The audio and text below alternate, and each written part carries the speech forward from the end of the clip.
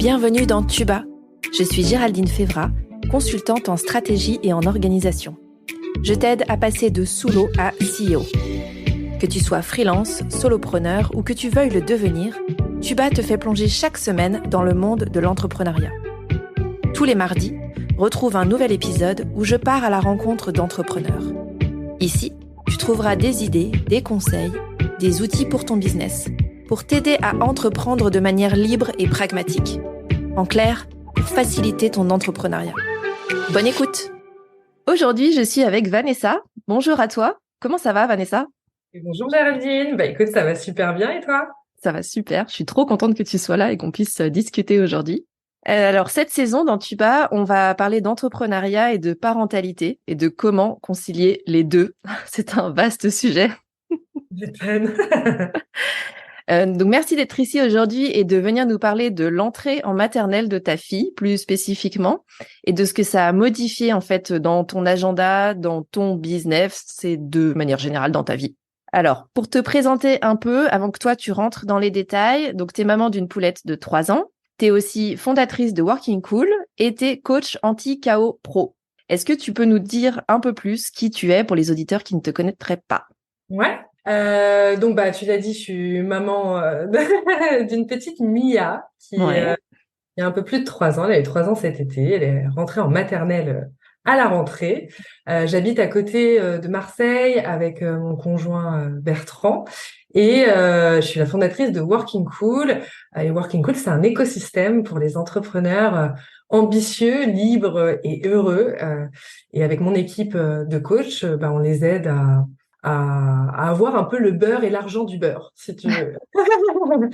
J'adore. C'est vraiment l'idée de passer au niveau supérieur en préservant leur liberté, leur santé et leur bien-être. Et ça passe par des coachings, mais aussi des masterclass, des ateliers et plein de ressources et d'outils disponibles aussi. Et puis bientôt une application qu'on est en train de développer. Waouh, rien que ça. On s'ennuie pas, on s'ennuie pas. Non, c'est ça, je vois que, en effet, tu t'occupes. Donc, tu as créé ton entreprise en janvier 2020, donc avant la naissance de ta fille. Les calculs sont bons. Alors oui, alors en fait, j'ai quitté mon job en décembre 2019 et ensuite, je me suis lancée effectivement dans l'aventure. Il y avait aussi une formation de coaching. Moi, j'étais formatrice en management dans mon ancien job, donc j'avais voulu aussi avoir vraiment cette casquette-là. Donc, il y a eu la formation et en même Ouais. temps que la formation, il y avait le développement d'activité. Donc ça a commencé fort et donc enceinte. Voilà, pourquoi faire les choses séparément quand on peut tout faire en C'est même ça, temps, c'est hein? ça. Alors le enceinte, c'était pas forcément prévu. Moi, j'ai eu un bébé un peu surprise, donc c'était pas dans l'équation au départ, mais moi j'ai décidé de quand même y aller et que l'avenir me dirait ce qui se passerait, quoi. Trop bien. Et du coup, au moment où tu te mets à ton compte, donc tu le disais, tu étais salarié avant, ça a été quoi pour toi le déclic pour justement passer à ton compte et arrêter d'être salarié? Alors je dirais il y a 3 éléments. Le premier, c'est que moi, je travaillais avec des dirigeants et des managers depuis des années, plus de 10 ans. Mhm. Donc, je les ai accompagnés en formation, en ce qu'on appelait du coaching aussi en entreprise, et aussi en tant que responsable de zone. Donc, là, je les aidais au pilotage de leur activité. Et en fait, je m'apercevais que finalement, tout ce que je leur inculquais et tout ce que je prenais en formation, c'était super chouette, ils adoraient, ils trouvaient ça génial, etc. Et puis, ils Et repartaient. puis, La le vie drame. recommençait leur job Mhm. et très vite ils retombaient finalement dans les mêmes travers et ils n'arrivaient pas finalement à changer les choses. Et ça c'était dès qu'il y avait un coup de stress, dès qu'il y avait des imprévus, des urgences. Finalement, dès qu'ils étaient en situation un petit peu plus instable, Mhm. ça repartait en cacahuète et du coup, ils n'arrivaient pas du tout à appliquer. Donc ça, c'était un premier constat et de les voir aussi quelque part s'épuiser, pas prendre beaucoup de plaisir, souffrir et parfois faire souffrir leurs équipes. Donc ça, c'était vraiment un premier point. Il y a un point un peu plus personnel qui était le fait que moi, j'ai fait 2 burn-out. Voilà, donc avec quelques années d'écart, mais du coup, ça s'est reproduit. Parce que là aussi, finalement, j'ai pas mis en place les changements qui étaient vraiment nécessaires et qui allaient me permettre de pouvoir avancer pour pouvoir revenir à quelque chose de plus équilibré dans ma vie et dans ma manière de fonctionner avec le travail. Donc ça, c'est un élément qui a été très impactant pour moi Ouais. personnellement. Beaucoup de souffrance puisque mon deuxième burn-out, c'était une pneumopathie sévère. Donc j'ai vraiment bien dégusté.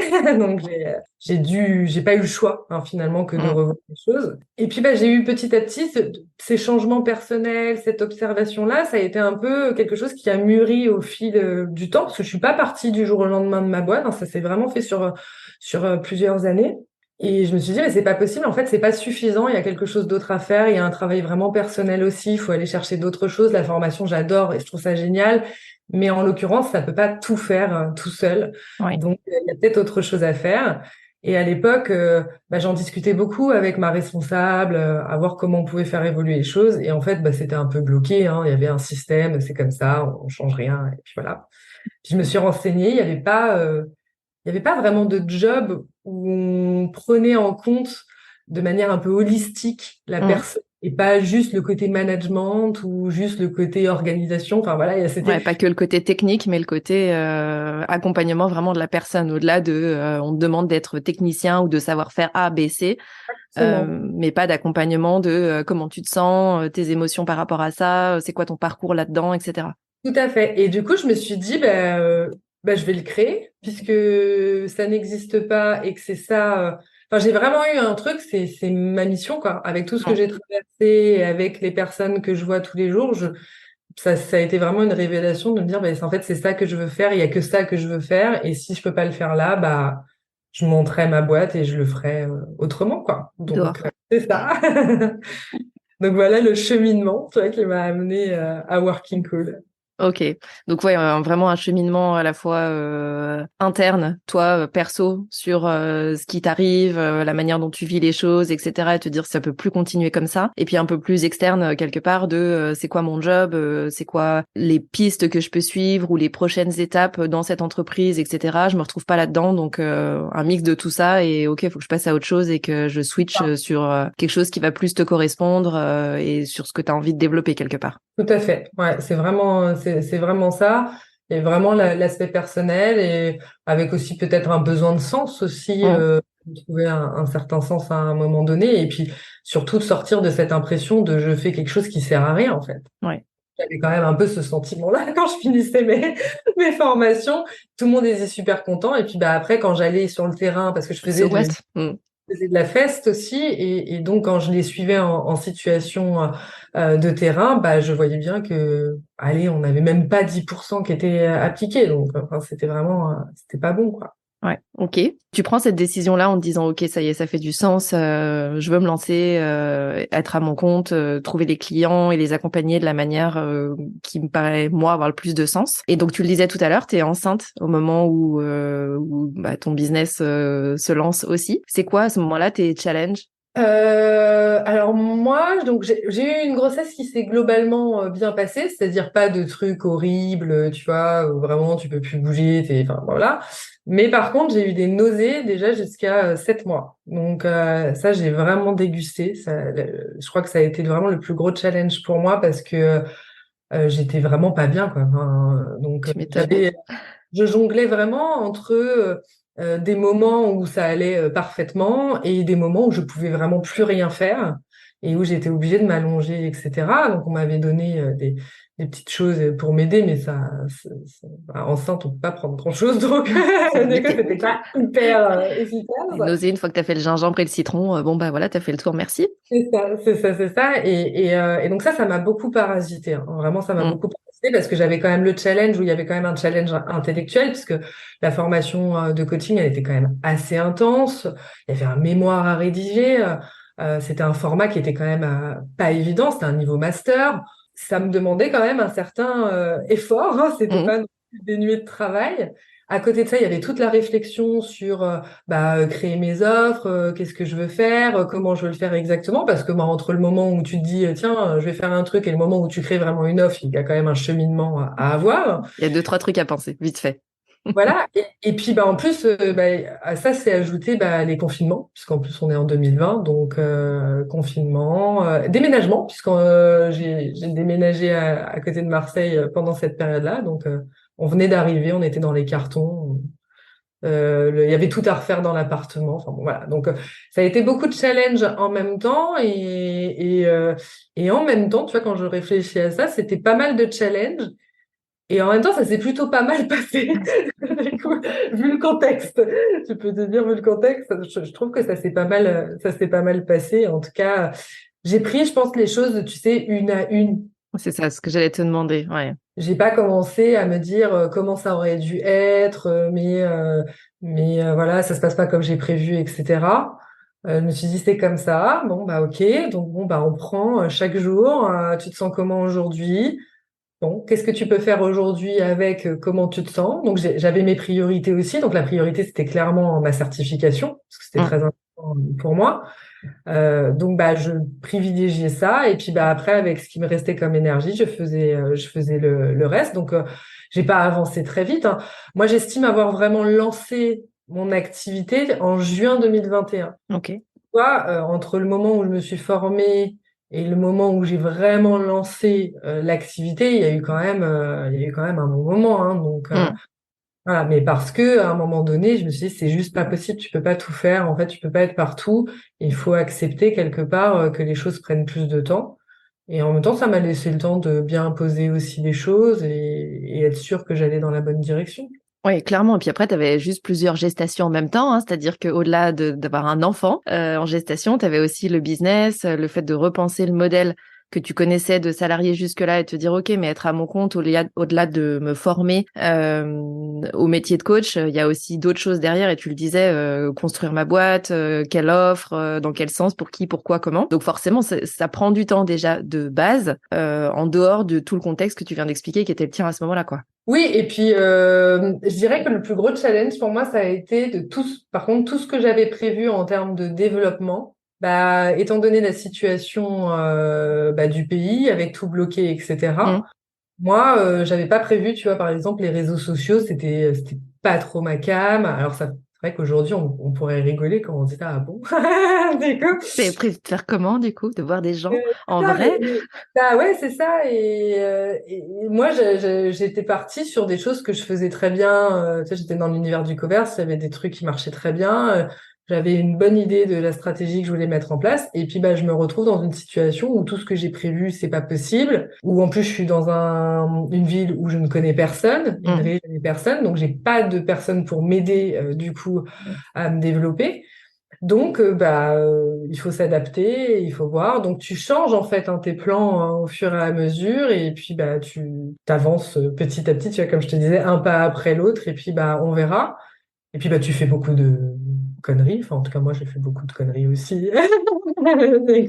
Mais c'était super intéressant parce que ça m'a permis aussi de comprendre, tu vois, la différence, tu vois, comme tu dis, la différence entre quand tu es salarié et même quand tu es dans des postes, parce que moi, comme je te le disais, j'ai aidé au pilotage d'activités, j'avais quand même une bonne connaissance de l'entrepreneuriat quand même, puisque je travaille avec beaucoup de dirigeants, mais quand c'est toi, c'est pas pareil. Mm. Et tu vois, passer par là, c'est super intéressant parce que avoir des enfants, on sait tous ce que c'est, mais les avoir toi-même, c'est pas la même chose.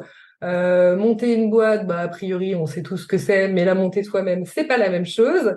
C'est Enfin, ça. et quelque part, c'est aussi en faisant des erreurs, en testant des choses et tout, que petit à petit, j'ai commencé à y voir plus clair sur ce que je voulais vraiment faire, sur la manière dont je voulais faire les choses.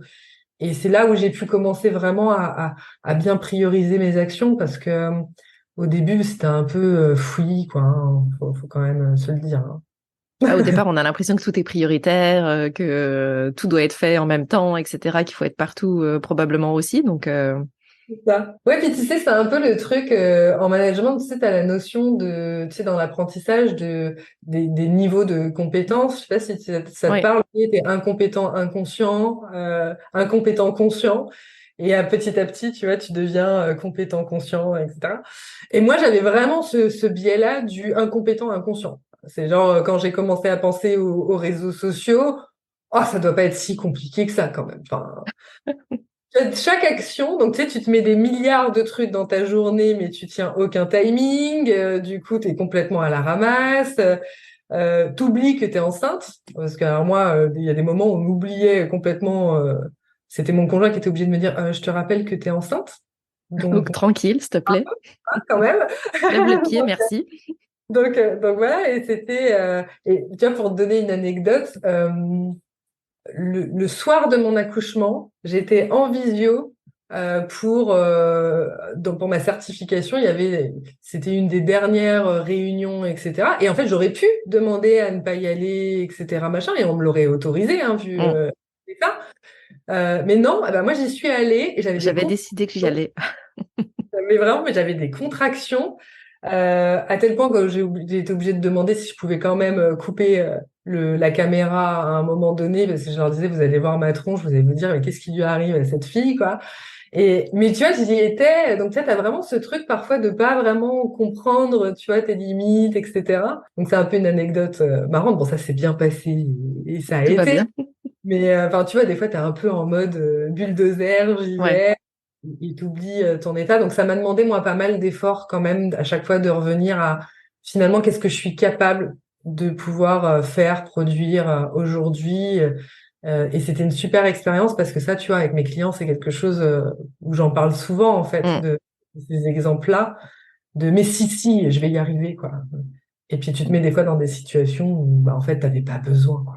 Ça Ouais, il n'y n'aurait a pas besoin d'aller aussi loin ou de... Ouais, clairement. Et dans ce que tu dis, j'entends aussi la différence quelque part entre la pratique et la théorie. C'est-à-dire que ce que tu dis, en théorie, avoir un enfant, ça doit pas être si compliqué. En théorie, avoir une entreprise, c'est pas si compliqué. Et puis vient la pratique. Et là, on entend tes challenges de priorisation, de te respecter toi, d'écouter aussi tes besoins et de se dire est-ce que ce que je suis en train de faire c'est vraiment nécessaire là maintenant pour mon entreprise, est-ce que c'est ce qui doit être fait et dans ce sens-là. Alors je pense que ça parlera à beaucoup d'auditeurs et d'auditrices, en tout cas moi ça me parle aussi beaucoup. Au-delà de ça, tu parlais de bêtises que tu as faites. Il y en a une vraiment énorme parce que peut-être que ça peut éviter à d'autres d'en Ah oui, faire oui, ou oui, j'en ai une bonne que je prends souvent comme exemple. J'ai dû passer à peu près 6 mois sur mon site internet. Bon, le voilà, c'est classique. le fameux. Ah bah ouais. Mais moi, c'est bien. C'est ce que je dis souvent. D'ailleurs, hier, je parlais à quelqu'un et ça l'a fait bien marrer. Je disais, c'est bien, c'est que moi, j'ai fait vraiment, mais toutes les boulettes, tu sais, que tu entends parler, etc. Moi, je les ai toutes faites. Donc comme ça, tu sais, il n'y a Vanessa pas a que testé ah pour bah vous. non, moi ça m'est pas arrivé. C'est moi je peux vraiment dire j'ai testé pour vous. Voilà, je les ai toutes faites. Donc vraiment voilà, 6 mois sur ce site internet. Alors moi j'ai mon conjoint qui bosse aussi un petit peu avec moi et qui est développeur web. Donc c'est lui qui codait. Mm. Bon, enfin, lui il attendait en fait que je produise quelque chose à un moment donné pour pouvoir le coder. Et j'étais là avec mon machin, les détails, le machin, le truc. Enfin, bref, j'ai passé 6 mois sur un site qui a été changé à peu près au bout de 3 mois derrière parce que déjà c'était pas très bon, hein, faut quand même le dire. Le résultat était pas fou. Hein, enfin, sur le moment, si j'étais contente, mais très vite après, je me suis rendu compte que en fait, ça fait pas Avec le un peu de job. recul, non.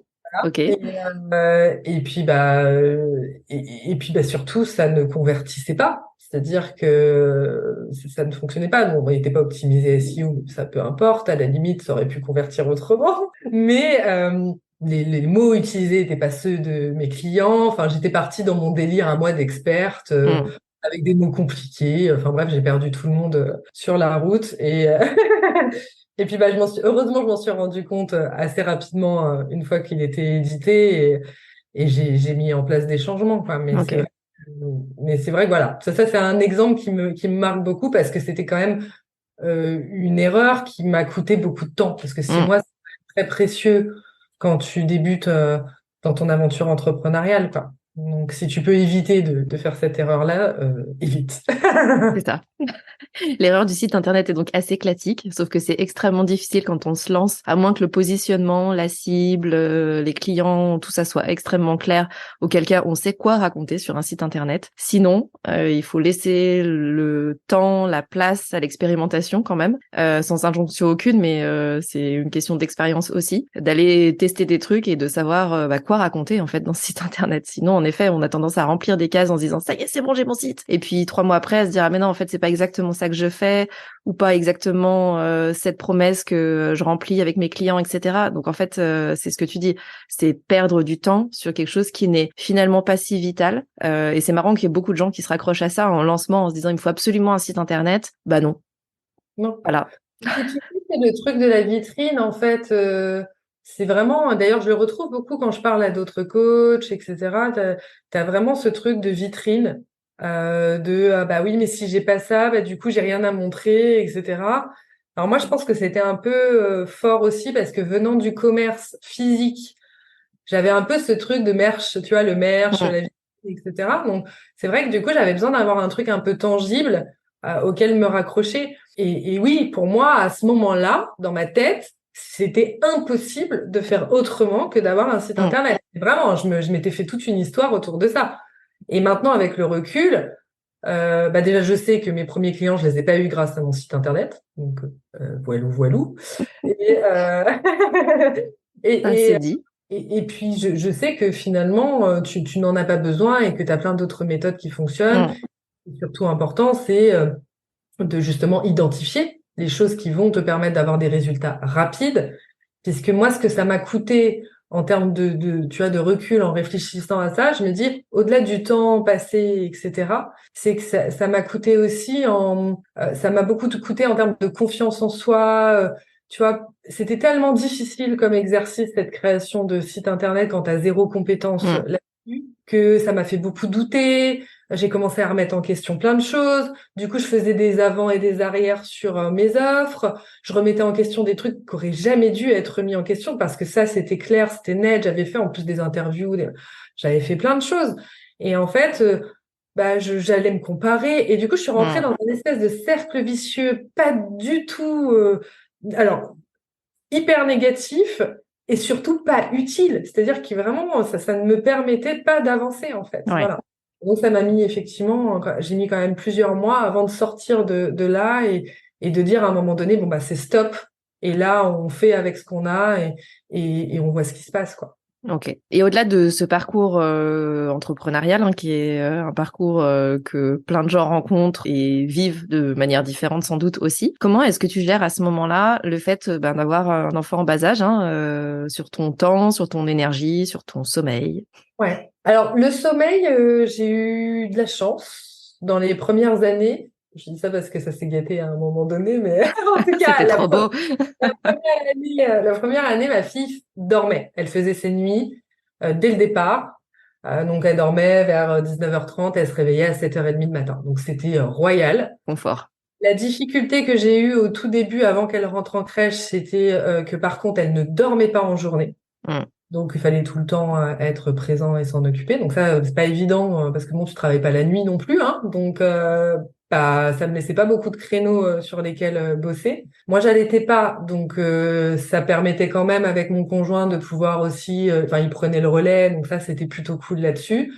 La première année a été franchement assez facile. Très honnêtement, d'ailleurs, je me souviens en parler avec mon conjoint et dire, franchement, ça Je m'attendais va. pas à ça, hein.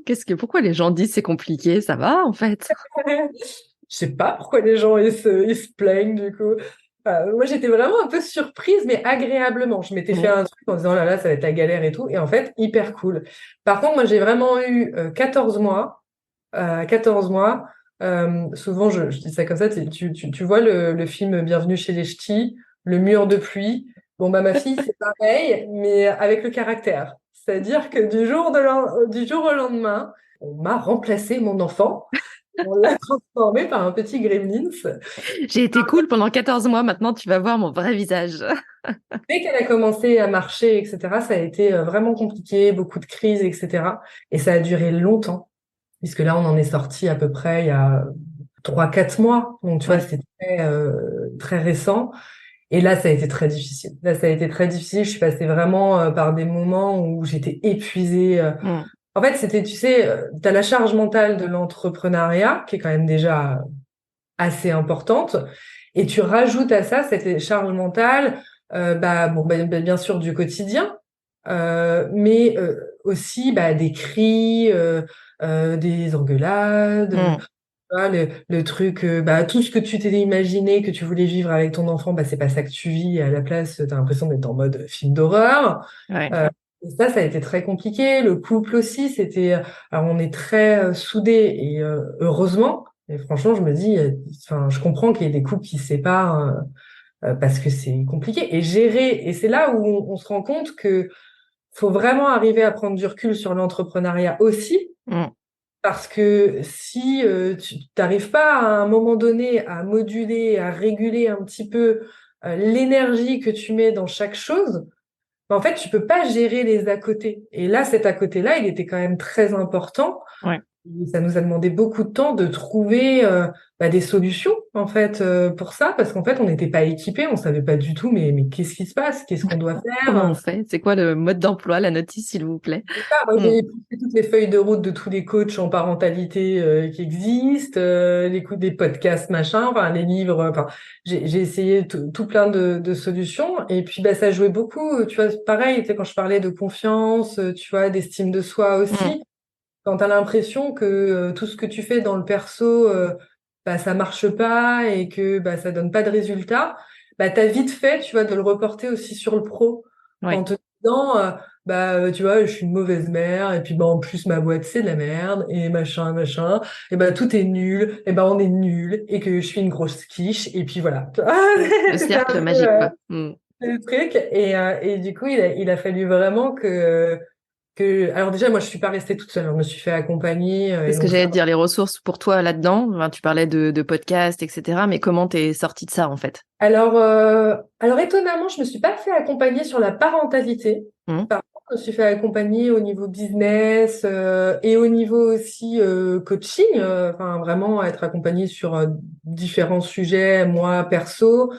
Après, moi, je suis toujours plus ou moins accompagnée parce que quand tu es coach, t'as ton superviseur. Enfin bon, voilà. Mais là, j'ai fait des démarches pour travailler plus au niveau des émotions, Mm. pour essayer de comprendre aussi parfois comment je pouvais réagir face à certains challenges. J'ai pas ressenti le besoin d'aller sur la parentalité, étonnamment. Ok. Peut-être le truc où sur le moment, je me posais beaucoup de questions, mais j'ai pas franchi le cap. Je m'étais renseignée un peu, puis j'ai pas franchi le cap parce que je sais pas, j'ai pas eu la sensation que c'était forcément ça qui allait m'aider.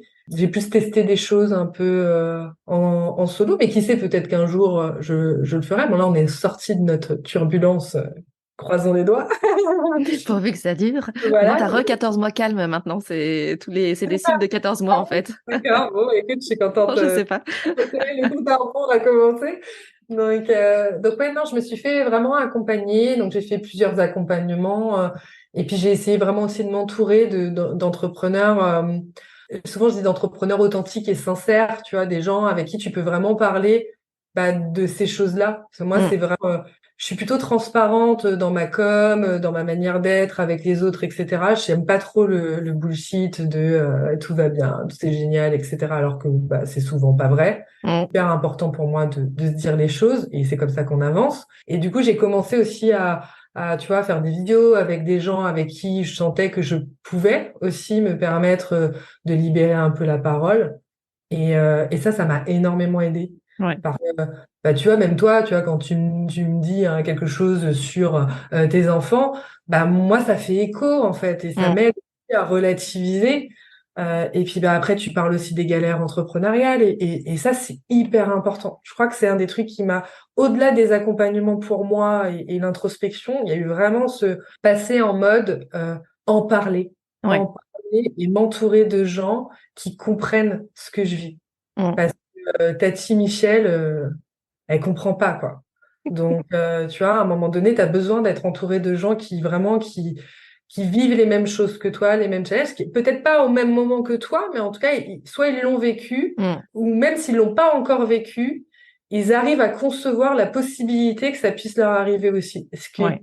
plus difficile avec quelqu'un qui serait par exemple salarié, parce que c'est tellement différent Mm. la façon de vivre et il y a aussi beaucoup d'a priori sur l'entrepreneuriat dans les deux sens hein, en l'occurrence mais moi c'est vrai que les gens ne comprenaient pas quoi. Puis en plus moi c'était un peu on comprenait même pas ce que je faisais vraiment donc tu vois donc déjà à partir de ce moment-là tu te dis c'est compliqué. On part de loin. Ok, on va te reprendre depuis le début. C'est ça. Et t'as pas le temps de tout réexpliquer à chaque fois, quoi. Non, non, clairement pas. Mais c'est vrai que, enfin, en parler de manière générale et s'entourer de personnes qui peuvent vivre la même situation ou qui, en tout cas, sont en capacité de comprendre parce que elles voient aussi comment elles le vivent, comment elles le traversent, etc. Et comme tu dis, hein, sans bullshit, sans enjoliver, sans dire ah mais bien sûr c'est merveilleux, il y a que du positif, etc. Ça permet quand même déjà de verbaliser ce qu'on est en train de vivre, la manière dont on est en train de le traverser ou pas, parce que des fois, on le traverse pas comme on l'avait prévu non plus, et c'est ok. Mais en tout cas, ça permet d'être dans ce début, et quelque part, c'est un début de recherche de solutions aussi. Hein. C'est déjà de poser sur la table et de dire, là, j'en peux plus, il y a ça, ça, ça, les challenges du moment, je galère. Ah, toi aussi, t'es déjà passé par là. Ah, ok, rien que de se dire déjà, je suis pas toute seule ou je suis pas la seule à traverser ces problématiques-là. Déjà en soi, ça fait du bien, quoi. Ouais, c'est énorme. Franchement, mais ça, c'est vraiment le conseil que je donne à chaque fois. C'est entourez-vous, restez pas tout seul.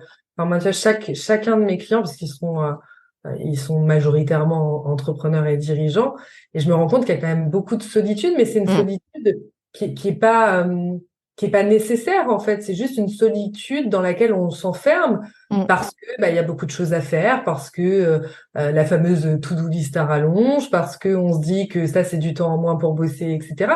Et tout ça, c'est des mauvaises raisons parce que, en fait, à un moment donné, ça crée un déséquilibre tellement important que de toute manière, on n'arrive plus à avancer. Mm. Donc, autant le régler dès le départ, quoi. Clairement, clairement. Et puis de toute façon, enfin, quand on règle un sujet, il y en a probablement un autre qui arrive, etc. Donc c'est pas j'en ai un, je le règle et ça y est, c'est bon, tout est réglé, ça s'éclaircit complètement. On le voit hein, sur les parcours entrepreneuriaux et on le vit. Nous, c'est clair qu'il y a quand même beaucoup de sujets qui reviennent. Si on les traite pas, qui reviennent encore et encore jusqu'à ce qu'on les traite. Donc autant en parler en effet le plus tôt possible parce que sinon il y a de fortes chances que ça revienne en boomerang. Et en effet, le fait de discuter avec des personnes qui encore une fois traversent les mêmes choses ou l'ont traversé ou ne serait-ce que comprennent ou sont là pour écouter. Parfois ça suffit aussi juste de se faire entendre. Ça permet de commencer à lever ces situations et d'essayer d'aller vers une éclaircie ou un Ouais. début de résolution, encore une fois. Oui, c'est ça. Et tu vois, ça fait écho au fait d'être un peu honnête aussi avec soi-même Mm. et d'accepter aussi de vivre. Euh, que, comme tu dis, que ce qu'on traverse, on le traverse, tu vois, j'ai toujours l'image un peu de, tu le traverses en mode debout, bien droit et bien dans tes baskets, ou tu le traverses en mode roulé boulet à l'arrache. Comme Et je peux. c'est aussi des choses qui font partie de la vie et je crois que c'est important de sortir de ces trucs tu sais, un peu de vie parfaite, Ouais. d'entrepreneur parfait, qui gère toujours bien, etc. Parce qu'en fait, ça nous fait beaucoup de mal. Et quand on parle à d'autres gens qui eux aussi acceptent une forme de vulnérabilité, Mm. c'est hyper riche et ça te vraiment, il y a un côté, on est décomplexé quoi, en fait. Et là, on peut vraiment avancer et se redresser et se sentir bien, quoi. Carrément. Depuis septembre, donc ta fille est à l'école. Alléluia! Com- Clairement. comment tu le gères, du coup, les impacts en fait sur ton business, c'est quoi? Alors, on va dire que au niveau horaire, ça n'a pas changé trop grand-chose. Bon, il y a un petit quart d'heure d'écart, tu vois, le soir. Bon, voilà, fondamentalement, ça change pas trop grand-chose. C'est plus, du coup, c'était plus le mercredi et Mm. les vacances. Il a fallu gérer ce truc, qu'est-ce qu'on fait? Et puis, tu sais, avec tout ce questionnement qu'ont toutes les mamans de qu'est-ce que je devrais faire? Est-ce que je Le devrais fameux. être une digne mère et garder mon enfant le mercredi? Ou est-ce que je suis une mère indigne qui met son enfant au Pour périscolaire? Donc, travailler, mon Dieu! c'est ça. Donc là, il y a eu vraiment ce questionnement qui a été présent. Moi, j'ai fait vraiment En fait, je suis revenue à quelque chose que je dis beaucoup à mes clients aussi, c'est en fait, il n'y a pas de règles et il y a pas de bonne manière de fonctionner, mais il faut encore une fois être honnête avec soi-même sur déjà ce qu'on a envie de faire pour de vrai, les besoins qu'on a vraiment, et ce qu'on est aussi capable de faire. Moi, je suis sur une phase aujourd'hui de mon activité. J'ai amorcé un pivot il y a quelques temps. C'était quand même un beau pivot avec la construction d'une équipe, avec cette fameuse application, etc. Et je me suis dit, en fait, tu vois, là, tu te dis que tu vas pouvoir tout faire, mais en vrai, tu vas pas pouvoir tout faire. Et donc, si tu prends cette décision-là de garder ta fille, est-ce que après tu vas pas te retrouver dans une sorte d'engrenage où tu vas pas gérer et puis finalement t'en profiteras pas et personne passera un bon moment, etc., quoi. Donc j'ai fait le choix finalement de la mettre en périscolaire, d'autant qu'en plus elle s'éclate et franchement je crois malgré tout que les enfants s'amusent beaucoup mieux entre eux qu'avec nous. En tout cas j'ai l'impression d'être beaucoup moins fun que ses copains. Dommage, c'est comme ça. Et par contre, c'est vrai que au moment où je vais la chercher, je me sens plus libre. Tu vois, j'ai pas ce truc de je dois encore faire plein de trucs, etc. Et donc je travaille pas le soir, je travaille pas le week-end. J'ai vraiment, alors avec des moments, attention, hein, on est loin de l'image parfaite aussi. Il y a des moments de déséquilibre. Il y a des moments où je peux repartir en mode, faut absolument que je finisse ce truc. Bon, voilà. Mais globalement, je trouve que j'ai trouvé un équilibre qui est plutôt pas mal, mais c'est passé, tu vois, par le fait d'accepter que on peut pas tout faire en même temps.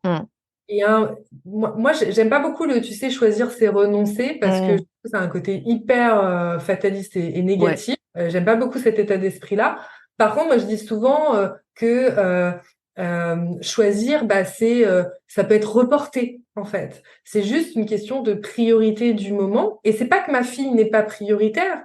C'est juste que quand on regarde la balance bénéfice-risque, je me rends compte que à vouloir parfois faire des choses parce que la société nous dit que c'est comme ça qu'une bonne mère devrait faire, je vais me mettre dans une situation qui est ni confortable pour moi et qui ne le sera pas pour elle non plus au final. Et donc, je fais ce choix de finalement aller sur ce qui me semble être le plus pertinent pour nous et dans notre mode de vie.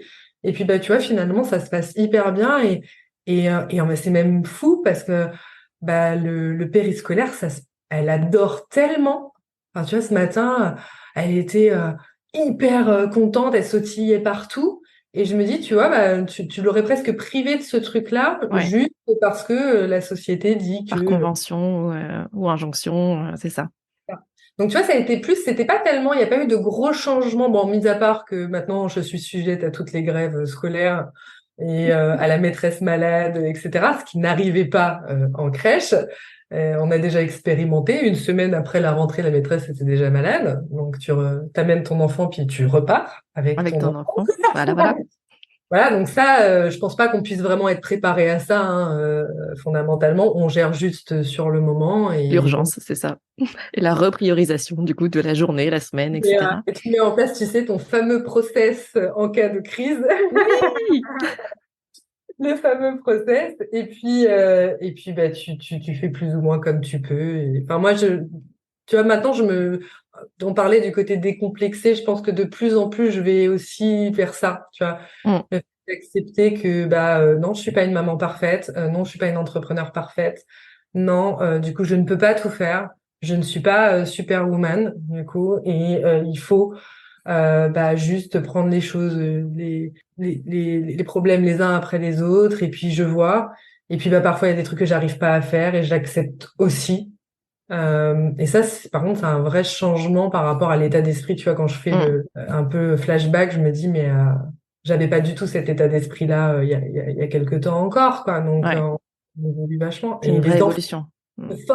Les enfants te forcent à évoluer très vite.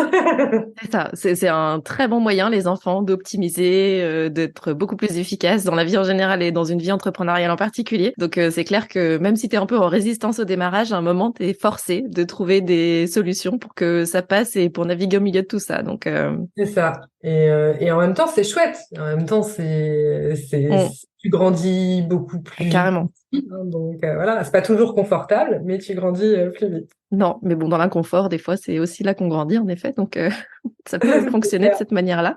Si vous qui nous écoutez, vous ne saviez pas ce que c'était le process dont Vanessa vient de parler, c'est le process de secours, c'est-à-dire ce qu'on met en place quand on est entrepreneur au cas où on doit s'arrêter du jour au lendemain, soit parce qu'on a un pépin de santé, soit pour une question X ou Y, peu importe, soit en effet parce qu'il y a une grève de cantine exactement au moment où on avait prévu ce rendez-vous avec ce gros client, parce qu'en général, ça arrive à ce moment-là. Donc c'est un process que l'on prépare évidemment en amont, puisque le moment où ça survient, c'est trop tard, et qui permet de pouvoir réagir et subvenir au plus pressé à ce moment-là. Donc si jamais vous avez besoin de ça, n'hésitez pas à mettre SOS en dessous de cet épisode. Je vous recontacterai pour qu'on puisse en discuter. On arrive à la fin de l'épisode et juste pour refaire un tour d'horizon et une synthèse de ce que tu nous as dit, je voulais juste rappeler l'importance des business buddies. C'est ce que tu disais avec les personnes, échanger en fait avec des personnes qui sont sur les mêmes problématiques que nous, qui peuvent nous comprendre parce qu'elles vivent potentiellement les mêmes choses que nous. C'est ultra important. C'est pas quelque chose qui coûte de l'argent. Au pire, ça coûte entre guillemets du temps, mais c'est tellement important dans son processus de monter en compétences aussi en tant qu'entrepreneur que c'est vraiment vraiment quelque chose à mettre en place. Donc je vous engage, si vous n'en avez pas de business buddy, à aller en chercher. Et merci d'avoir rappelé ça, Vanessa. Et tu parlais aussi beaucoup d'être en capacité d'écouter ses besoins. Notamment quand tu disais que tu te posais la question autour du mercredi pour ta fille, la garder, pas la garder, etc. Et que tu avais écouté ce que toi tu voulais, ce qui était important pour toi, pour pas générer derrière de la frustration à vouloir suivre quelque chose qui est dicté par la société, par les injonctions, etc., mais qui te correspond pas à toi et qui au final te porte préjudice à toi en termes d'énergie et de manière après d'être potentiellement à la maison. Donc c'est ultra important d'être aussi dans cette écoute et ce moment de recul parfois, de se dire attends mais qu'est-ce que je veux moi en fait là-dedans, et de réussir à prendre le temps de répondre à cette question-là et ensuite de pouvoir agir en fonction de la réponse, mais pas forcément d'aller dans une direction en disant je vois que, ou j'ai été éduquée de telle manière, ou j'entends que, ou je me compare avec telle personne et donc c'est ça que je devrais faire, qui est souvent pas la bonne réponse. Parfois, ça peut tomber en accord avec sa propre personnalité, mais pas que. Et ça peut surtout être super dangereux de faire ça parce que à la fin, c'est soi qu'on tord. Donc c'est quand même problématique. Et je rajouterais même la notion aussi, parce que tu sais, on a souvent, je le vois beaucoup avec mes clients, on a des postures très sacrificielles et encore plus chez les femmes. Et donc il y a des gens peut-être, tu vois, en écoutant ça, ils vont se dire ouais, mais à la limite c'est pas grave, c'est que moi, et donc vu que moi je compte un peu moins que les autres, c'est pas trop grave.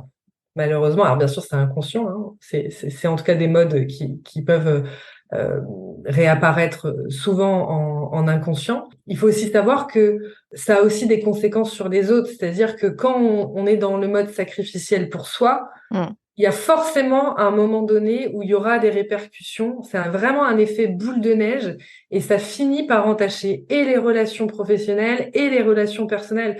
Donc en fait, quand on décide d'être à l'écoute de ses besoins, on le fait pas que pour nous, on le fait aussi pour tout le reste, en fait. On le fait pour son business, on le fait pour sa vie, on le fait pour son couple, on le fait pour ses enfants. Et donc, vraiment sortir, tu vois, de cette posture-là qui est extrêmement néfaste et dangereuse, en fait. Aujourd'hui, on peut vraiment, il faut employer les bons mots, c'est dangereux aujourd'hui de continuer à avoir ce mode de fonctionnement-là, quoi. Clairement. Et c'est une parfaite transition vers tes prochaines actus, Vanessa, puisque tu as sorti le manuel du parfait non pour apprendre à dire non avec la tête et oui avec le cœur. Donc, c'est exactement l'illustration de ce que tu viens de dire. Et toi, si tu nous écoutes, cher auditeur, auditrice, et que tu veux des shots de good vibes et des outils business friendly, il y a beaucoup d'anglais, tous les dimanches, c'est avec les mails privés Working Cool. Donc, tu auras la description et le lien vers le profil de Vanessa sous cet épisode. N'hésite pas à cliquer. Et de manière générale, toi qui nous écoutes, tu peux retrouver tous les liens donc pour joindre Vanessa sous la description de cet épisode. Si tu as aimé l'épisode d'aujourd'hui et que tu penses que ça peut aider ou inspirer quelqu'un, partage ça autour de toi, que ce soit en story, sur LinkedIn ou au prochain apéro avec tes voisins, ça marche aussi. Merci beaucoup Vanessa d'être venue me parler dans Tuba. J'ai hâte de suivre les prochaines idées que tu vas mettre en place avec Working Cool, et le tout en étant ambitieux mais en se respectant aussi. Merci beaucoup Géraldine de m'avoir reçue et bravo pour laisser la parole aussi à des entrepreneurs sur des sujets comme ça, c'est super important et on le disait, c'est aussi ce dont les entrepreneurs ont besoin aujourd'hui, quoi. Clairement. Merci beaucoup. Au revoir. Au revoir. Merci pour ton écoute. Tu as aimé cet épisode ? Si tu veux promouvoir Tuba, la meilleure façon de le faire, c'est de laisser un avis 5 étoiles sur ta plateforme d'écoute préférée. Tu peux t'abonner pour ne pas rater les prochains épisodes et partager celui-ci avec d'autres entrepreneurs à qui il pourrait être utile. Si tu veux me faire un retour direct, retrouve les liens pour me contacter en description de l'épisode. On se retrouve la semaine prochaine.